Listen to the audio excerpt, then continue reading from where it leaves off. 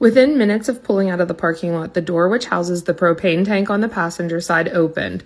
Thinking that it was just not sealed properly, we pulled over to close it. It almost instantly opened again, flapping in the wind as we traveled down a highway, looking for a place to pull over. Having to stop and purchase duct tape to close off not only that door, but the driver's side storage compartment door, which has the latching hardware possibly reversed, and so it isn't even sealing and is now leaking. We have definitely learned that these are our biggest issues and ones that Myers didn't even know about.